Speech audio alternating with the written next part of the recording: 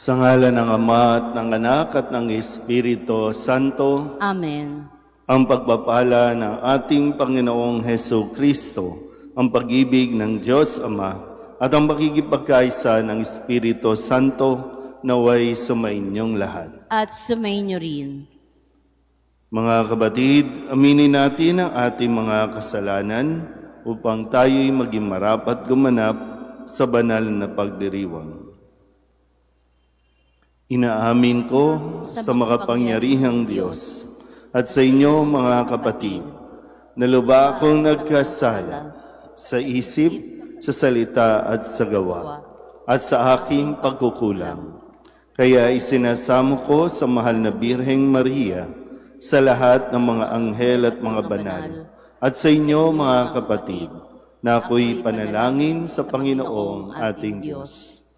Kaawaan tayo ng makapangyarihang Diyos, patawarin tayo sa ating mga kasalanan, at patnubayan tayo sa buhay na walang hanggan. Amen. Panginoon, kaawaan mo kami. Panginoon, kaawaan mo kami. Kristo, kaawaan mo kami. Kristo, kaawaan mo kami. Panginoon, kaawaan mo kami. Panginoon, kaawaan mo kami.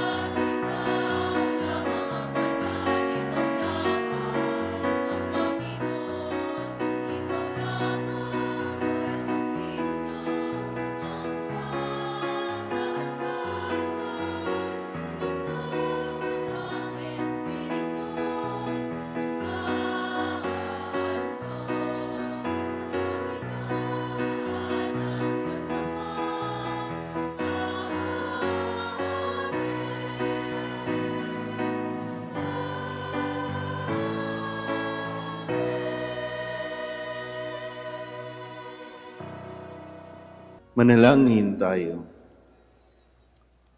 Ama naming makapangyarihan, niloob mong ang iyong salita ay maging totoong tao sa sinapupunan ng mahal na Birheng Maria. Kaming sumasampalataya na Diyos na totoo at tao ring totoo ang aming tagapagligtas ay pagindapatin mong makasalo sa kanyang pagka-Diyos sa pamamagitan niya kasama ng Espiritu Santo magpasawalang hanggan. Amen.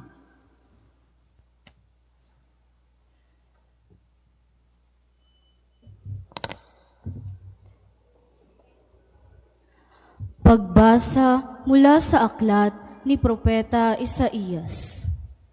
Noong mga araw na iyon, ipinasabi ng Panginoon kay Akas, "Humingi ka sa akin ng palatandaan, maging sa kalaliman ng Sheol o sa kaitaasan ng langit."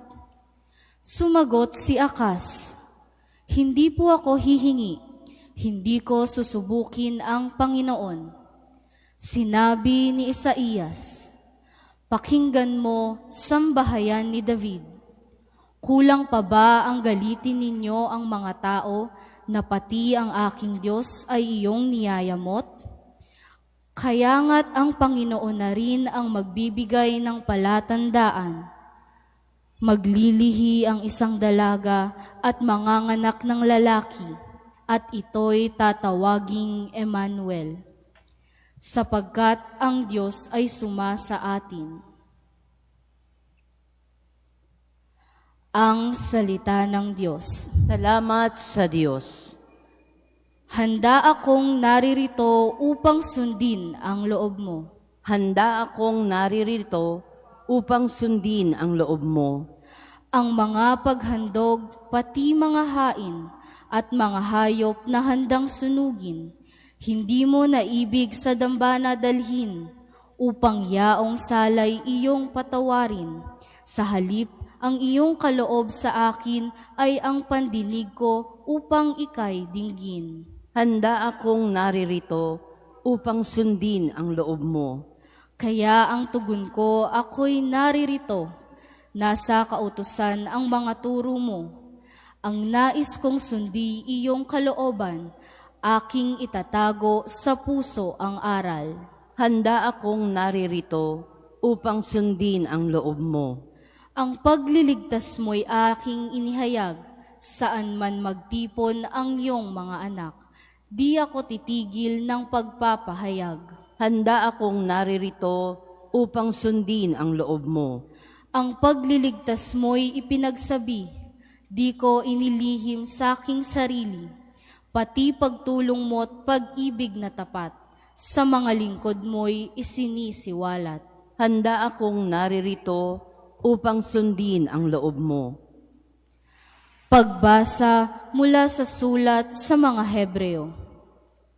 Mga kapatid, ang dugo ng mga toro at ng mga kambing ay hindi nakapapawi ng mga kasalanan.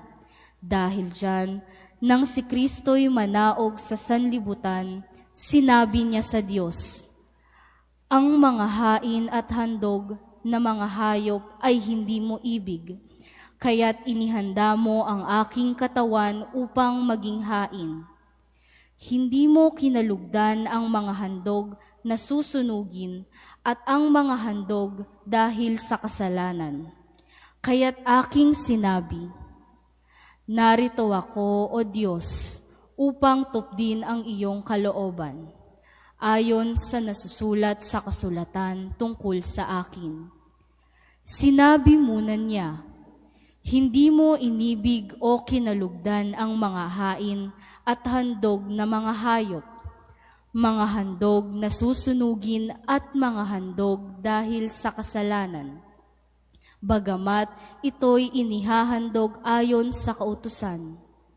Sa kanya sinabi, narito ako upang tupdin ang iyong kalooban.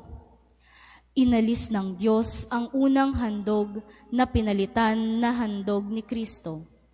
At dahil sa kanyang pagsunod sa kalooban ng Diyos, nilinis tayo ni Hesukristo sa ating mga kasalanan sa pamamagitan ng minsang paghahandog ng kanyang sarili, at iyo'y sapat na.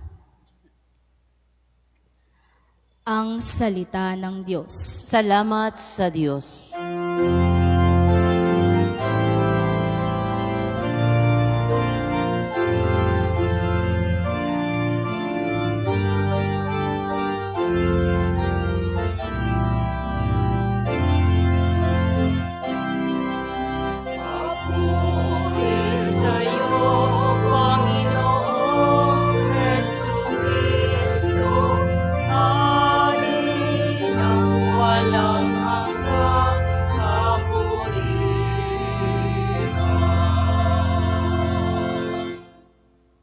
Purihin ang poong Jesus, salita ng Amang Diyos, mula sa langit na naog, naging tao sa pagsakop, sa sala ng sansinukob.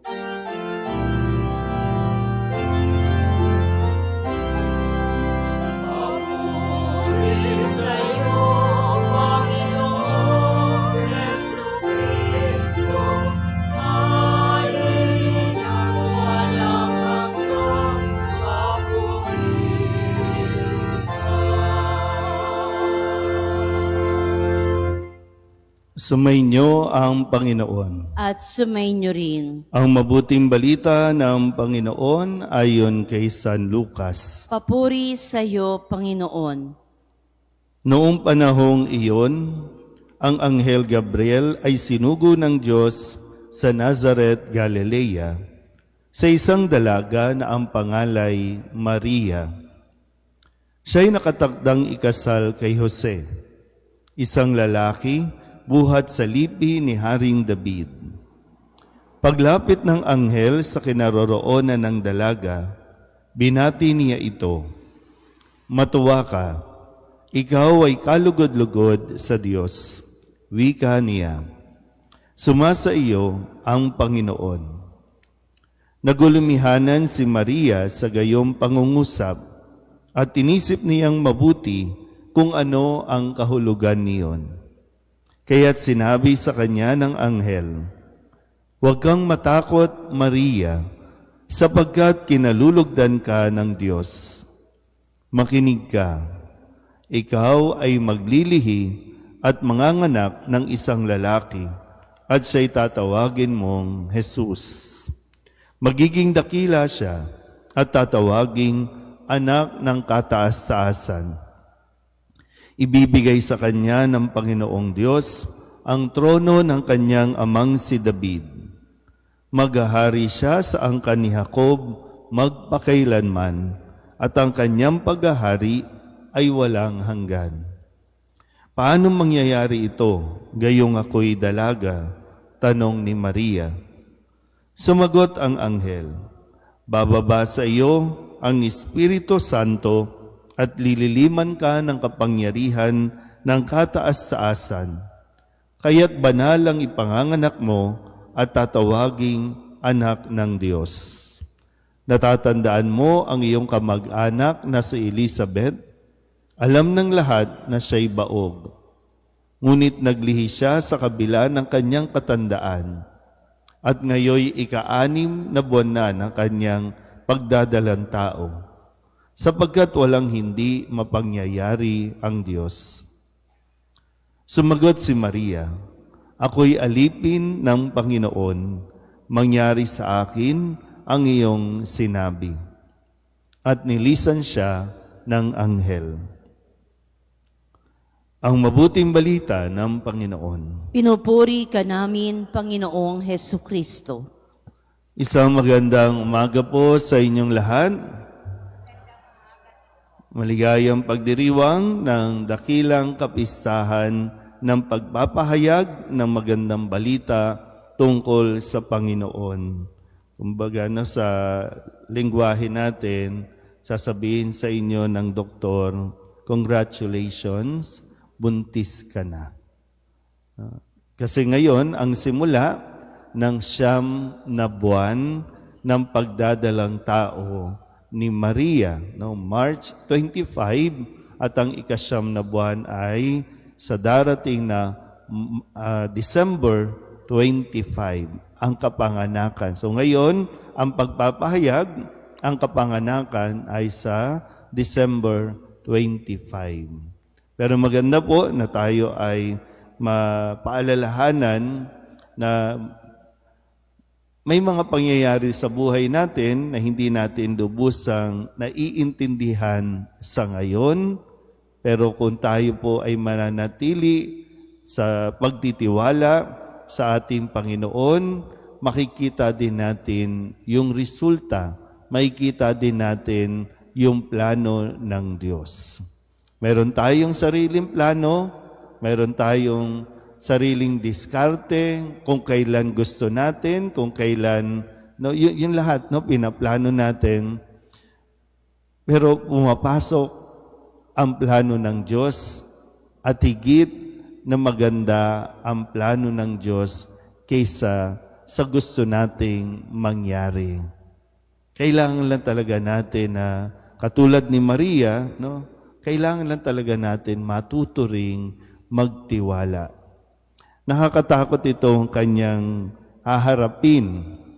Hindi ito magiging madali dahil sa kanilang kalagayan ni Jose, hindi pa sila nagsasama sa isang bahay, hindi pa sila nagsisiping, at dahil sa kanyang pagdadalang tao, no, kung tatanggapin niya, pwedeng ikapahamak ng buhay niya. Pero sabi nga ng anghel, huwag siyang matakot dahil no, nasa kanya ang Espiritu. Nasa kanya ang Espiritu Santo at sila ay gagabayan. At doon, no, sa murang edad ni Maria ay talagang natutong ipagkatiwala ang kanyang buhay sa kamay ng Diyos. At hindi naman siya binigo. Hindi siya nabigo. Hindi siya nawala ng pag-asa, kundi mas kumapit pa siya sa Diyos. Kaya kung sa imahin o sa larawan na nasa inyong harapan, no, nang siya ay kinakausap ng anghel, ay talagang nandoon ang kanyang mga tanong, nandoon ang kanyang kumbaga, paghingi ng assurance, sa kung ano ang haharapin at sa kung ano ang kanya pong pwedeng gawin. Kung matuto lang talaga din tayong magtiwala at iasa sa Diyos ang lahat ng plano natin din sa buhay. Iba lang talaga, gaya ng nasabi ko, iba lang talaga yung paraan natin, ang gusto natin, pero lahat ng ito naman ay tutuparin naman ayon sa plano at paraan ng Diyos. Amen.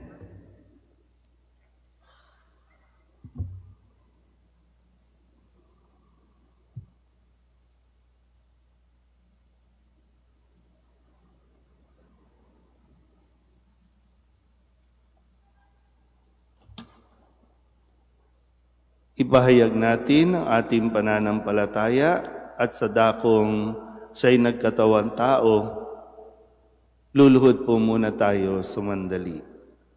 Sumasampalataya ako sa Diyos Amang makapangyarihan sa lahat, na may gawa ng langit at lupa.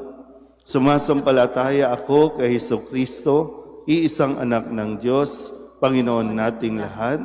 Nagkatawang tao siya, magsilod po ang lahat. Nagkatawang tao siya, lalang ng Espiritu Santo, pinanganak ni Santa Mariang Birhen, pinagpakasakit ni Poncio Pilato, ipinako sa krus sa matay ni Libing, nanaog sa kinaroroonan ng mga yumao, nang may 3 araw na buhay na maguli, umakyat sa langit, naluluklok sa kanan ng Diyos Amang makapangyarihan sa lahat. Doon magmumulang paririto at huhukom sa nangabubuhay at nangamatay na tao. Sumasampalataya naman ako sa Diyos Espiritu Santo, sa banal na simbahang Katolika, sa kasamahan ng mga banal, sa kapatawaran ng mga kasalanan, sa pagkabuhay na muli ng nangamatay na tao, at sa buhay na walang hanggan. Dahil sa tapat na pagsunod ng pinagpalang Birheng Maria, nagkatawang tao ang Diyos sa piling natin. Tinatawag tayo ng misteryo ng pagkakatawang tao upang lumapit sa ating mapagmahal na Ama sa pamamagitan ng anak na naging tao. Ang ating itutugon, Panginoon, dinggin mo ang aming panalangin. Panginoon, dinggin mo ang aming panalangin. Ang simbahan naway makita bilang kumikilos na buhay na katawan ni Hesukristo. Manalangin tayo sa Panginoon. Panginoon, dinggin mo ang aming panalangin. Ang mga taong may mabubuting kalooban naway maunawaan na nakipag-isa si Kristo sa bawat tao nang siya ay nakipamuhay sa ating piling. Manalangin tayo sa Panginoon. Panginoon, dinggin mo ang aming panalangin. Ang mga siyentipiko at teknologo naway magsikap ng may dakilang layuning itaguyod ang dangal at kaligayahan ng tao.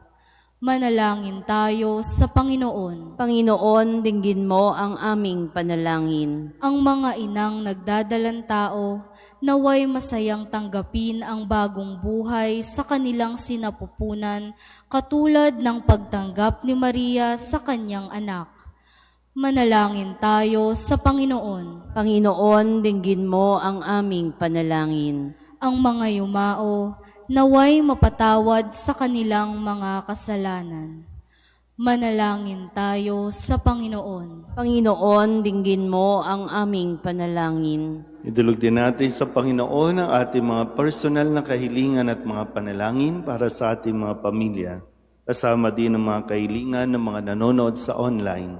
Lahat ng mga misang pasasalamat, special na intensyon, agarang paggaling ng mga may sakit, at ang lahat ng mga kaluluwa na inihiling na ipagdasal sa misang ito.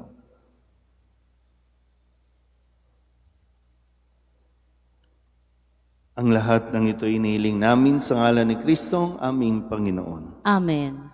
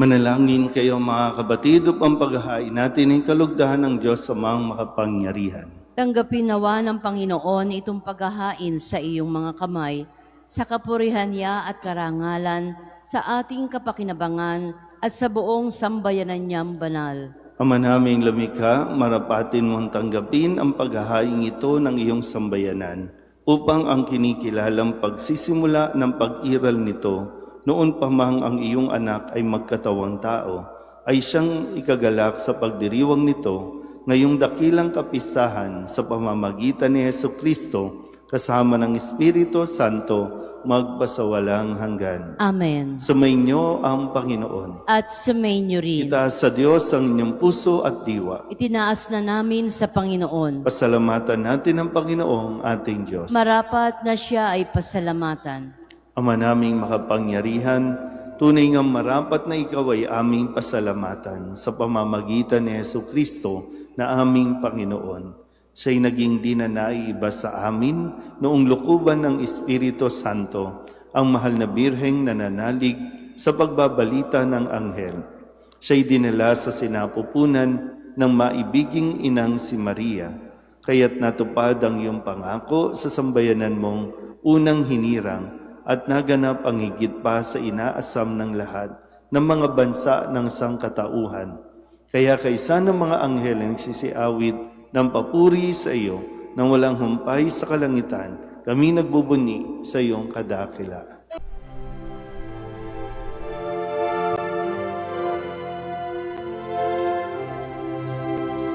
Santo, Santo, Santo, Panginoong Diyos makapangyarihan, napupuno ang langit at lupa ng kalwalhatian mo. Hosana sa kaitaasan, pinagpalang na paririto sa ngalan ng Panginoon. Hosana sa kaitaasan.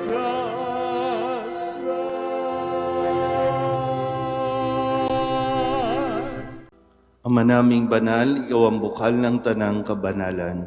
Kaya't sa pamamagitan ng iyong Espiritu, gawin mong banal ang kaloob na ito upang para sa aming maging katawan at dugo ng aming Panginoong Hesu Kristo. Bago niya pinagtiis ang kusang loob na maging handog, hinawakan niya ang tinapay, pinasalamatan kaniya, pinaghati-hati niya iyon, iniabot sa kanyang mga alagad at sinabi, "Tanggapin ninyong lahat ito at kanin, ito ang aking katawan na ihahandog para sa inyo."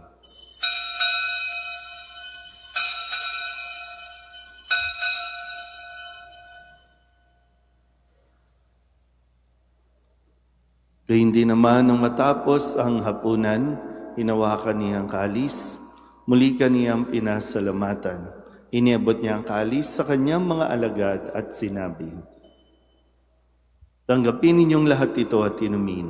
Ito ang kalis ng aking dugo, ng bago at walang hanggang tipan.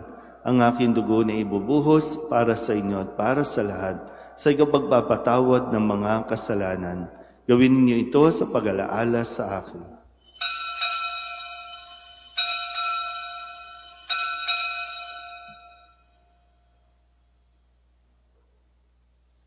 Ipagbunyi natin ang misteryo ng pananampalataya.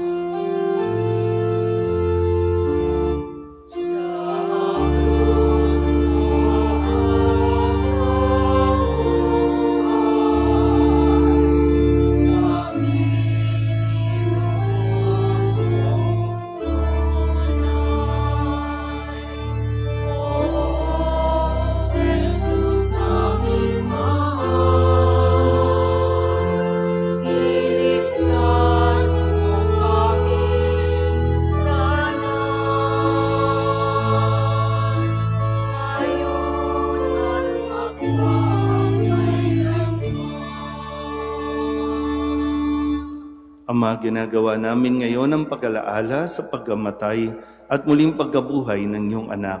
Kaya tiniaalay namin sa iyo ang tinapay na nagbibigay buhay at ang kalis na nagkakaloob ng kaligtasan. Kami nagpapasalamat dahil kami iyong minarapat na tumayo sa harap mo para maglingkod sa iyo. Isinasamo namin kaming magsasalo-salo sa katawan at dugo ni Kristo ay mabuklod sa pagkakaisa sa pamamagitan ng Espiritu Santo. Ama, lingapin mo ang iyong simbahang laganap sa buong daigdig. Huspusin mo kami sa pag-ibig kaysa ni Leon na aming Papa at ni Jose na aming Obispo at ng Tanang Kaparian. Alalahanin mo rin ang mga kapatid naming nahimlay na may pag-asang sila'y muling mabubuhay, gayon din ang lahat ng mga pumanaw. Kawaan mo sila at patuloyin sa iyong kaliwanagan. Kawaan mo at pagindapating kaming lahat na makasalo sa iyong buhay na walang wakas. Kaysa ng mahal na Birheng Maria na Ina ng Diyos, ng kabiyak ng puso niyang sa San Jose, kaysa ng mga apostol at ng lahat ng mga banal na namuhay dito sa daigdig na kalugod-lugod sa iyo, may pagdiwang nawa namin ang pagpupuri sa kararangal mo sa pamamagitan ng iyong anak na aming Panginoong Heso Kristo. Sa pamamagitan ni Kristo, kasama niya at sa Kanya, ang lahat ng parangal at papuri ay sa iyo, Diyos amang makapangyarihan, kasama ng Espiritu Santo, magpasawalang hanggan.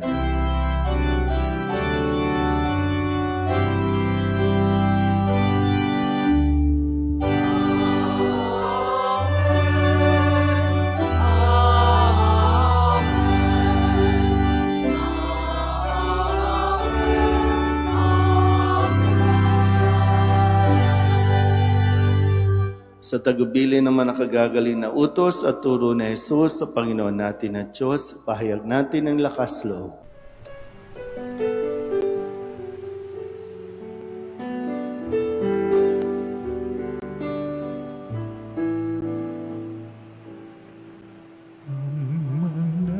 namin sumasalang ka, sambahin ang ngalan mo, mapasamin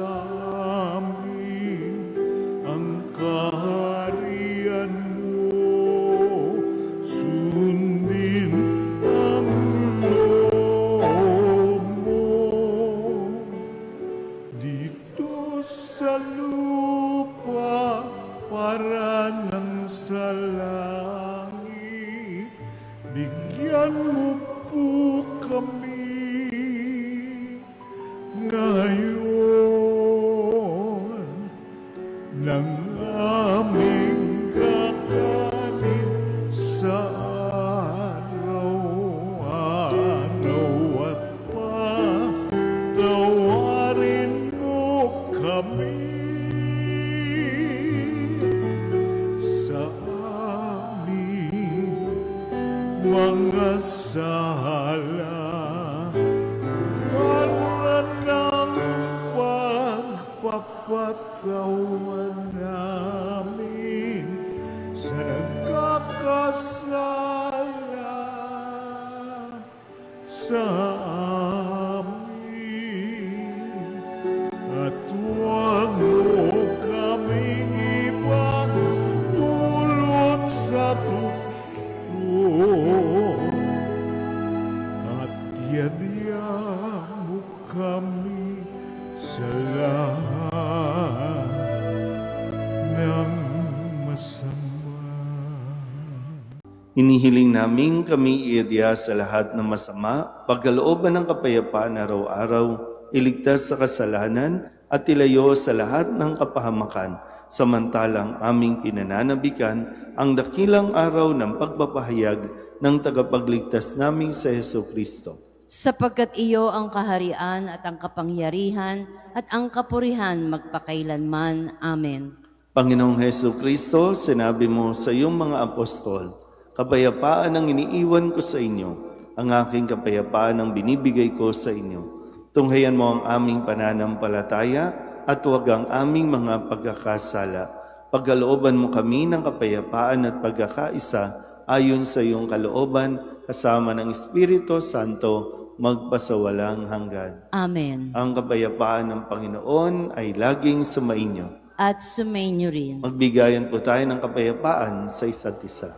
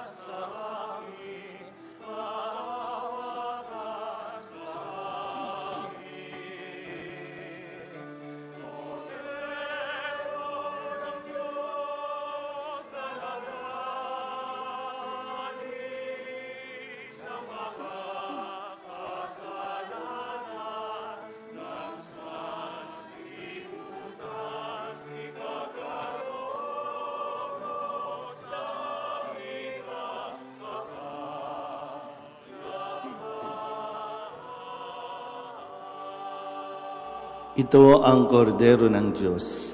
Ito ang nag-aalis ng kasalanan ng sanlibutan. Mapalad ang mga inaanyayahan sa kanyang piging. Panginoon, hindi ako karapat-dapat na magpatuloy sa iyo, ngunit sa isang salita mo lamang ay gagaling na ako.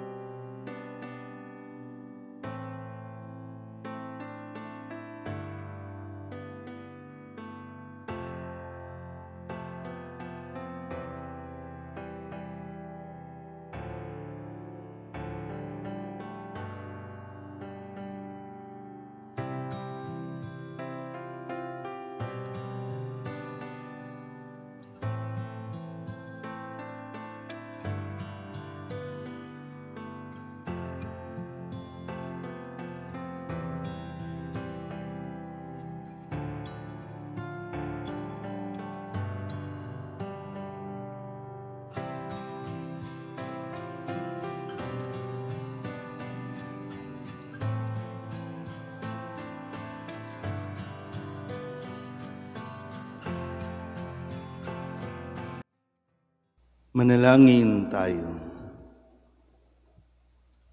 Ama naming mapagmahal, patibayin mo sa aming kalooban ang aming pinagsaluhang panandaan ng pananampalatayang tunay, ang pinananaligan naming Diyos na totoo at taong totoo na ipinagdalang tao ni Maria sa kanyang sinapupunan, ay siya nawang magpagindapat na kami sumapit sa kaligayahan ng walang maliw na buhay sa bisa ng kanyang nagliligtas sa pagkabuhay.